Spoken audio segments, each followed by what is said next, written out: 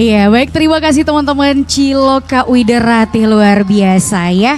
Nah, ini dari teman-teman semua yang bisa dibilang di tengah gempuran musik modern gitu ya. Apa yang membuat teman-teman dari SMA Negeri 1 Praia Timur ini tertarik untuk memainkan alat-alat musik tradisional dan terutama mencintai musik Ciloka? Mungkin vokalisnya boleh mewakili teman-teman yang lain, silakan. Iya. Di tengah gempuran musik modern yang sekarang ini ya.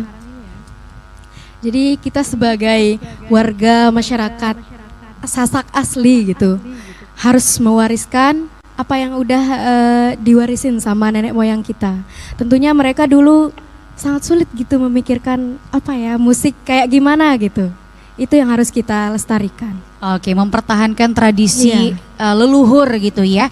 Nah, itu dari teman-teman. Kalau dari Pak Guru nih sekarang, Pak Guru mohon izin Sinta mendekati Pak Guru ya. Jadi Pak Guru ini kalau bisa dibilang sudah berapa lama menjadi seorang pengajar di SMA Negeri 1 Praia Timur? Kalau saya itu 5 tahun, sekitar 5 tahun. Dan kemudian ini saya angkat musik Ciloka ini karena hampir punah ini, Mbak. Oke, berarti Pak Guru ini bisa dibilang kerja keras gitu ya untuk melestarikan dan mengajak anak-anak muda untuk kembali mencintai tradisi gitu ya. Kalau bisa dibilang Pak Guru mungkin ada nggak salah satu kesulitan yang pernah Pak Guru hadapi selama mengajar anak-anak muridnya? Yang pertama itu kemauan kurang kan, karena dianggap kuno lah ini anunya. Musik Ciloka ini, tapi dengan perjuangan dan bersikeras saya untuk membangun Ciloka ini kembali, untuk melestarikannya. Oke, boleh kita kasih tepuk tangannya dulu dong, luar biasa. Ini kerja keras dari seorang guru juga, itu yang membuat anak-anak muda yang ada di SMA Negeri 1 Praia Timur ini kembali mencintai musik aslinya gitu Pak Guru ya.